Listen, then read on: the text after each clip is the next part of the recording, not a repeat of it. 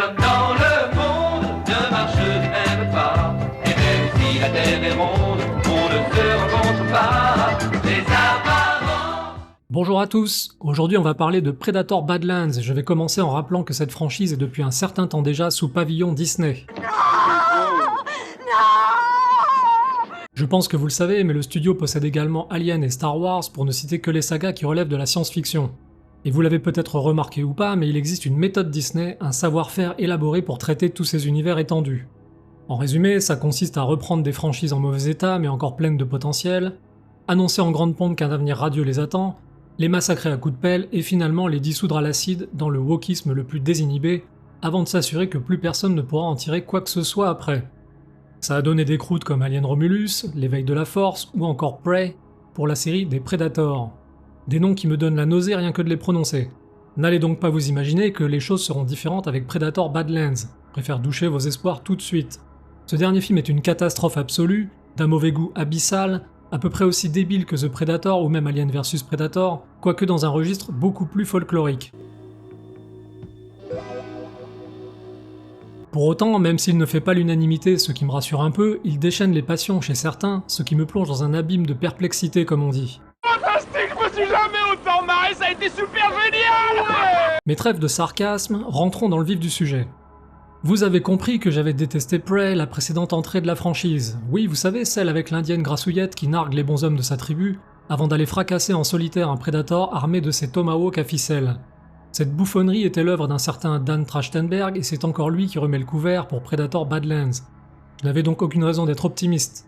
Malgré tout, j'avais vraiment envie d'aimer au moins un minimum ce nouveau film qui promettait le dépaysement le plus total, puisqu'en théorie, tout y est extraterrestre. Ah, ça c'est déjà plus intéressant, oui. Le concept sonnait plutôt bien. Un jeune Predator, peu expérimenté et même considéré comme handicapé par rapport aux standards de son clan, doit faire ses preuves pour gagner l'estime de son père. Il se trouve brutalement projeté sur une planète extrêmement hostile, la planète Jenna, qui abrite le Kalisk, un animal mythique réputé invincible qu'il devra abattre pour accomplir sa destinée. Alors accrochez-vous pour cette critique parce que le film est un tel bordel que j'ai décidé de rentrer dans les détails sur pas mal de points quand j'ai pensé que c'était nécessaire. Je vais commencer par une remarque désagréable au sujet de la terminologie et du terme Yoja. Oui, parce que maintenant on parle de Yoja pour désigner ces bestioles, une invention issue des comics. Ça date de 1994, donc on ne peut pas dire que ça soit nouveau, mais avec ça les vannes sont ouvertes. Vous pouvez être sûr que les tâcherons de l'écurie Disney vont nous déverser la totalité du folklore des Predators ad nauseam, sans aucune retenue. Badlands y va franco par rapport aux anciens films, puisqu'on a un visuel sur la planète des Predators, ils ont des prénoms, on a des informations sur leur vie de famille et leurs rituels, on voit un peu où ils habitent, et parti comme ça on aura bientôt l'heure à laquelle ils prennent le thé et la marque de leur papier toilette. Bravo, ouais, une bonne idée. Une idée généreuse. Et si auparavant ils n'étaient pas du genre très causant, c'est chose résolue, ils ont désormais plein de petites choses à se raconter. Bref, vous avez compris, tout ce qui faisait le mystère de ces créatures a sauté d'un seul coup, ce qui les rend de plus en plus banales. Plus on en apprend, moins c'est excitant. Dans l'absolu, je n'ai rien contre l'idée d'entrer plus avant dans le folklore des Predators et à ce stade de la franchise, ça restait probablement une option intéressante, mais il eût été de bon ton de distiller toutes ces révélations au compte-gouttes sur plusieurs films. Après, chez Disney, la subtilité on ne connaît pas trop, donc tant pis pour nous. Enfin, notez bien que le terme Yoja n'est pas introduit par hasard. Plus que pour étendre un univers, il marque une rupture nette avec le Predator de l'ancien temps, considéré comme trop violent et primitif pour pouvoir être vendu facilement aux nouvelles ouailles du cinéma moderne, et je vous mets ça entre guillemets. Mais ça, nous y reviendrons plus tard. En attendant, je comprends assez bien pourquoi des gens ont pu se faire berner par cette chose au point de l'aimer, car le métrage possède quelques aspects attractifs, au moins en surface et surtout dans sa première partie. Le film est rythmé et nous plonge rapidement dans une ambiance très exotique. Ça commence avec le jeune Predator Dek, qui affronte son frère dans un duel à l'épée sur la planète Yoja Prime, le monde d'origine des Predators. Le combat est filmé avec les pieds mais reste relativement dynamique, après quoi le film offre peu de temps mort. Dek se fait botter le cul et des désaccords familiaux apparaissent, c'est un euphémisme, quand le père décide d'appliquer la tradition avec une brutalité que j'ai trouvée tout à fait cohérente avec l'image que l'on se fait de cette espèce, dont les principales valeurs tournent autour de l'honneur et de la force individuelle, et dans laquelle le faible n'a pas sa place. Résultat, Dek quitte la maison dans des conditions chaotiques avant de se retrouver éjecté comme une merde sur la fameuse planète de la mort. On n'a pas trop le temps de reprendre notre souffle jusqu'à son atterrissage catastrophe, même si on peut déjà se poser des questions sur ses péripéties. Par exemple, leur technologie semble très avancée, ils voyagent entre les planètes, mais ils n'ont rien prévu pour les champs d'astéroïdes. Le coup de la capsule d'éjection façon tas de ferraille ouvert à tous les vents m'a aussi bien fait rigoler. Ça valait le coup de venir. J'espère qu'il avait prévu une petite laine pour la descente, surtout que les Predators cherchent en général la chaleur, comme annoncé dans les 2 premiers chapitres de la saga. Ceci dit, cette règle avait été cassée par Alien vs Predator qui se déroule en Antarctique. Quand je vous dis que cette franchise prend l'eau de tous les côtés. Bon, ce ne sont pas des choses trop graves et on pourrait les écarter d'un revers de main si le film tenait globalement la route, ce qui n'est absolument pas le cas. C'est plutôt une sortie de route directement dans le ravin. Ceci dit, il réserve encore quelques bonnes surprises jusqu'à la rencontre avec l'androïde de Weyland Yutani. Car une fois au sol, Deke doit survivre et il faut bien avouer que l'environnement est vraiment très hostile. La planète est intéressante et constitue presque un personnage à part entière. On y trouve des ptérodactyles, des lianes tueuses, des herbes tranchantes comme des rasoirs. Un enfer écologique surprenant peuplé de bestioles originales et de plantes mortelles. Un environnement visuellement stimulant et un véritable défi même pour une créature résiliente comme le Predator. Pas mal, ça. Intéressant. On se demande en permanence sur quel genre de nouvelle saloperie notre héros va tomber. Les effets spéciaux sont plutôt réussis et immersifs bien que ça soit généré par ordinateur, et après quelques péripéties au terme desquelles il va se retrouver en bien mauvaise posture, le jeune Deke finira donc par rencontrer l'androïde Tia qui traînait dans le coin. Et là vous pouvez tout remballer, à peu près tout ce qui pouvait être sauvé de ce film s'arrête ici, en dehors d'un très court moment vers le final quand le père a quelques mots pour le fils. Et je vais donc maintenant vous expliquer pourquoi beaucoup de monde, dont votre serviteur, a détesté ce film, et je vais commencer par le design du jeune Predator. Ce n'est certainement pas le plus gros problème, mais ça reste un sujet de discussion et pour cause. Tout le monde a remarqué cette étrange coupe de cheveux avec les tentacules attachés façon Mohawk sur le haut du crâne. Sauf que comme ce ne sont pas des cheveux, ça rend la chose particulièrement grotesque. Je devine très bien pourquoi ils ont fait ça d'ailleurs. Deke est un Predator considéré comme handicapé par le restant de sa famille, il est physiquement et psychologiquement plus faible que les autres, il a des jambes fines, il est plus petit, il est très émotionnel, bref, vous l'avez compris, ça leur aurait fait mal aux fesses de nous créer un véritable anti-héros. Ils ont préféré l'humaniser à outrance. Il y a aussi des gauchistes qui ne vous aiment pas, alors on s'habille en civil pour ne pas les provoquer. Donc pour bien marquer sa différence, ils l'ont emmené chez Jean-Louis David, coiffeur visagiste et grand architecte du regard, qui leur aura sans doute suggéré de bien dégager derrière les oreilles pour intensifier l'effet produit par ses expressions. Ce qui lui donne ce profil bizarre et un peu déséquilibré sachant que cet extraterrestre n'a pas d'oreilles, seulement 2 petites ouvertures sur les côtés. Ce n'est certainement pas un hasard si les designers du Predator original lui avaient recouvert la tête de tentacules, ça rééquilibrait la silhouette dont la mâchoire proéminente prenait un peu trop de place visuellement parlant. C'est aussi ça qui lui donnait son air féroce et inquiétant, en assombrissant considérablement son visage et en faisant ressortir ses pupilles comme 2 lueurs maléfiques.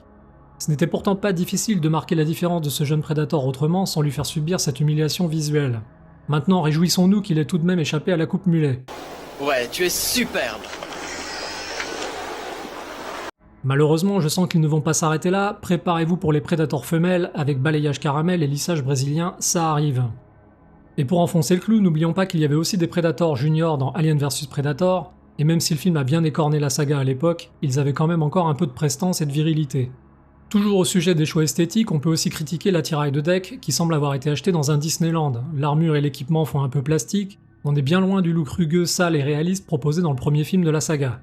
Mais pour ça aussi, Alien vs Predator avait déjà commencé le massacre. Enfin, pour en finir avec le design, vous verrez que chez Disney, on aime faire des grandes tambouilles dégueulasses avec tout ce qu'on a sous la main, car non contents de mélanger les franchises Predator et Alien, ils se sont permis d'y ajouter aussi une touche de Star Wars, puisque les Predators se battent désormais avec des sabres laser.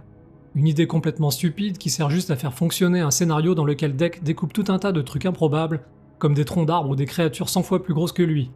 Il suffit de lancer l'épée en l'air et hop, ça découpe tout comme si c'était du beurre. C'est magique. Vraiment, ils se foutent de nous à la télé. J'aurais pourtant adoré voir un Predator version 1987 évoluer sur une planète comme celle-là, mais apparemment ce n'est pas pour tout de suite. Il ne faut pas en demander trop aux gens de chez Disney, la réflexion et le bon sens apparemment ce n'est pas leur truc. Voilà pour le design, revenons maintenant au point de bascule du film quand le pauvre Deke, alors en bien mauvaise posture, finit par rencontrer l'androïde Tia entravé dans un nid de ptérodactyles. Ne me demandez pas comment le Piaf a fait pour l'attacher dans son nid en faisant des nœuds, je ne sais pas. Comment elle a pu rester coincée là malgré sa force surhumaine, je ne sais pas non plus. Et pourquoi elle est essoufflée après un effort, mystère. Autant de questions philosophiques sur lesquelles je vous laisse disserter, vous avez 2 heures. Tout ça n'a aucun sens. C'est effrayant. La synthétique Tia est un personnage absolument insupportable, joué par une Ellen Fanning en roue libre qui cabotine tout ce qu'elle peut pour attirer l'attention. Je sais que ce ne sont pas de bons souvenirs, mais elle rappelle beaucoup le débile Fergie dans le Judge Dredd de Stallone, pour ceux qui s'en souviennent. Résultat des courses, toute la tension accumulée dans le premier acte du film s'évapore d'un seul coup, pour laisser la place à des bavardages superficiels incessants, de l'humour pas drôle et des pitreries embarrassantes. L'androïde Tia, c'est de l'amour, de l'espièglerie et un cœur gros comme ça. Un peu d'astuce, d'espièglerie, c'est la vie de Candy. Bref, tout ce qu'on attend d'un film Predator quoi. Le changement de ton est radical, même carrément brutal. On passe en quelques secondes du genre aventure science-fiction au buddy movie le plus pénible, le plus aseptisé et le plus détestable. La vie de Deck devient tout d'un coup très facile et prend l'allure d'une gentille promenade champêtre, pendant laquelle ils ne manqueront pas de s'arrêter pour faire griller des chamallows autour d'un bon feu de camp. Je crois qu'à ce stade vous l'avez compris, le gore des 2 premiers épisodes c'est fini. Place à l'univers sucré de Tonton Disney, aux bons sentiments et à la mièvrerie la plus dégoulinante. Le Predator n'est plus un Predator, c'est un Yoja. Il ne découpe plus que des bestioles extraterrestres ou des androïdes, comme ça toute trace de violence est évacuée, et c'est plus facile de vendre aux ch'tines enfants comme disait l'autre. Les colonnes vertébrales arrachées, les éviscérations et les nettoyages de crâne au Karcher, c'est fini. Une nouvelle étape est franchie qui nous emmène vers toujours plus d'infantilisation, sachant que même dans le ratage Prey, il y avait des morts humaines et c'était toujours ça de prix. C'est pas naturel ce qui arrive, je te jure. Mais pour bien comprendre ce qui se passe sous nos yeux ébahis, il va falloir maintenant aborder la psychologie des personnages et le message insidieux dissimulé dans ce Predator Badlands, un Predator véritablement fourré à l'ail. En surface, Badlands raconte l'histoire d'un jeune Predator mal adapté, condamné par son clan à cause de ses multiples faiblesses. On ne sait d'ailleurs pas très bien si sa différence physique est due à son jeune âge ou si c'est réellement un handicap génétique quelconque, mais peu importe. Il s'alliera avec l'androïde Tia, elle aussi diminuée et handicapée, pour compléter sa mission, ce qui est heureux dans la mesure où il est de toute façon incapable de la réaliser tout seul. Toujours en apparence donc, une histoire pétrie de bons sentiments sur le droit à la différence et les vertus de l'entraide pour surmonter les obstacles. On y retrouve les enseignements présents dans la fable du rat et du lion de La Fontaine, et on n'est pas loin non plus de la fable écologique mièvre façon Avatar si on observe les conflits entre notre Yoja et les androïdes de Weyland-Yutani qui tentent de transformer tout ce qu'ils trouvent sur la planète en armes biologiques, quitte à tout zigouiller.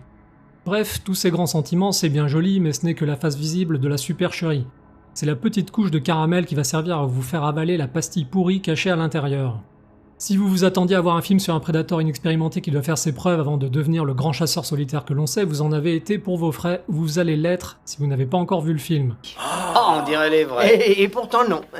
Car comme je vous le disais tout à l'heure, Deck n'est pas un prédateur, c'est un Yoja, et ce sont 2 animaux bien différents. Alors oui je sais, hein, je joue sur les mots parce que le père par exemple est aussi un Yoja et il a tout ou presque du prédateur de la grande époque. Je fais ça pour bien souligner le fait que la nouvelle sémantique imposée dans ce film n'est pas là pour enrichir l'univers des Predators avec le folklore développé dans les comics, il n'y a rien de noble dans leur démarche, c'est surtout un moyen vicieux de vous faire avaler une toute nouvelle orientation idéologique pour le personnage. Et pour qu'on soit bien raccord, je tiens aussi à souligner que même si ça cause de Predators, de Kalisk, de Yoja, de synthétique et je t'en passe, il n'y a quasiment que des humains dans ce film. Oh merde. Deck est un humain, Tia et Tessa sont des humaines, et le Kalisk est l'équivalent d'un animal de compagnie. Le script voulait une femme pour rééduquer notre Predator et finir sa déconstruction. Problème, aucune femme, ou homme d'ailleurs, ne peut survivre sur cette planète hyper dangereuse. La solution a donc rapidement été trouvée de remplacer tout ce monde-là par des androïdes, mais avec des sentiments s'il vous plaît. Oui, parce qu'on nous explique que Mother, l'intelligence artificielle de Weyland-Yutani, a injecté des fonctionnalités d'émotion et de sensibilité dans les 2 synthétiques femmes pour qu'elles puissent mieux communiquer et entrer en harmonie avec la faune de la planète. Je me demande encore où ils vont chercher toutes ces conneries, sachant que la faune en question est composée exclusivement d'organismes hostiles et parfaitement sauvages. Enfin bon, pour dresser le Predator en gentil neuneu écolo, ça fonctionne, et c'est bien là l'essentiel. Au passage, si vous voyez un rapport entre ces 2 androïdes et les synthétiques de la saga Alien, dites-le moi en commentaire parce que moi je n'en vois aucun. Et comme vous vous en doutez, les synthétiques hommes, eux, n'ont pas droit au logiciel émotionnel et sont mis sur le carreau. Ce sont de parfaits débiles, réduits à de simples exécutants, esclaves de Tia et Tessa. Les figures féminines portent l'empathie, la réflexion, le langage et la médiation, tandis que les figures masculines sont réduites à la force brute ou à l'exécution comme dans un grand rêve féministe qui ne finit jamais. Ils sont tous parfaitement incompétents et bizarrement, il n'y a pas d'androïde de couleur parmi eux comme dans Romulus. Je vous laisse méditer là-dessus. Ah, bah ça alors.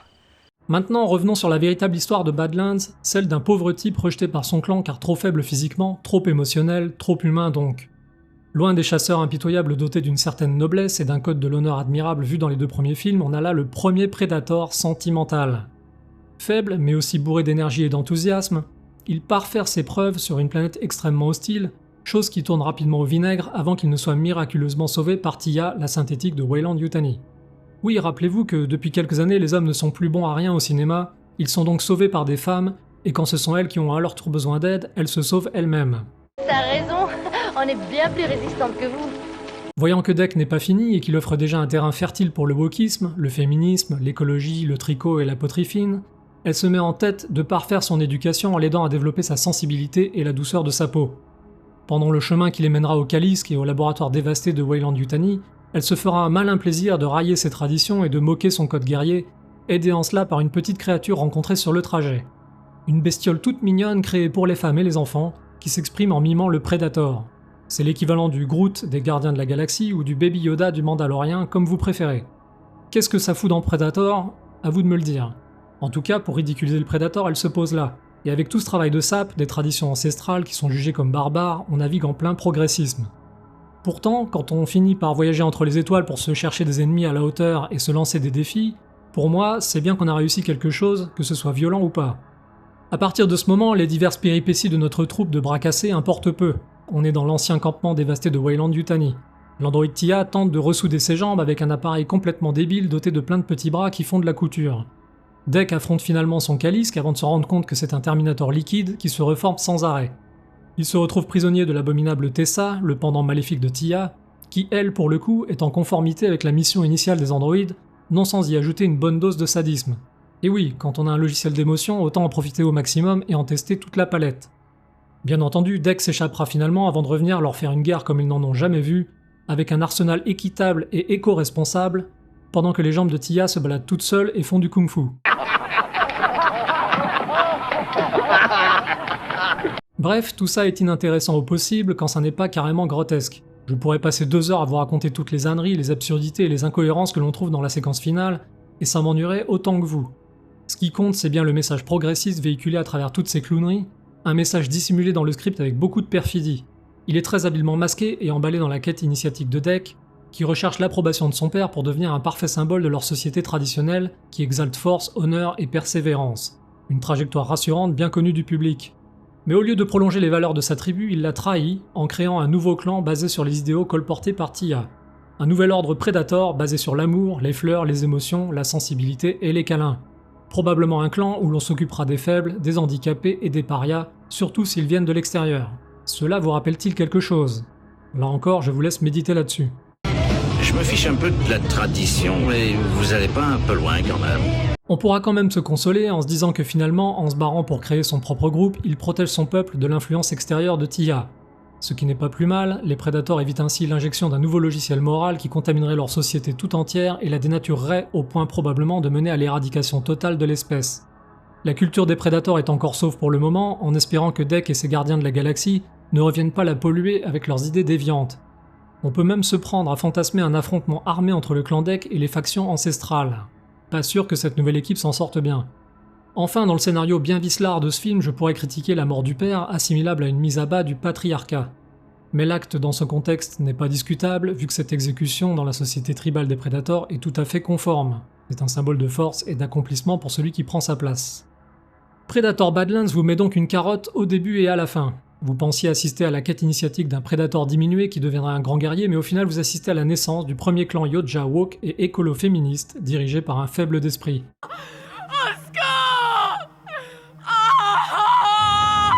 J'avais déjà un sérieux problème avec Prey, mais franchement je ne m'attendais pas à une telle catastrophe.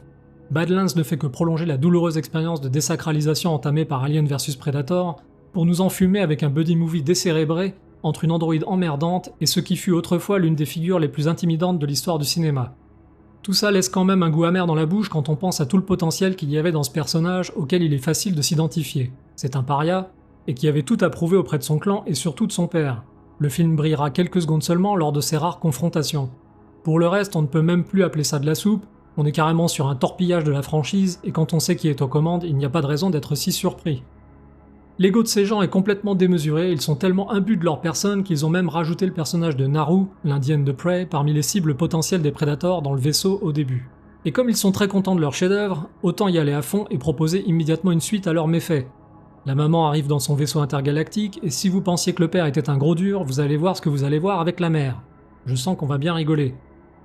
Voilà, c'est tout pour l'analyse d'aujourd'hui. Predator est devenu une franchise sinistrée et involontairement comique dont il n'y a plus rien à tirer pour le moment.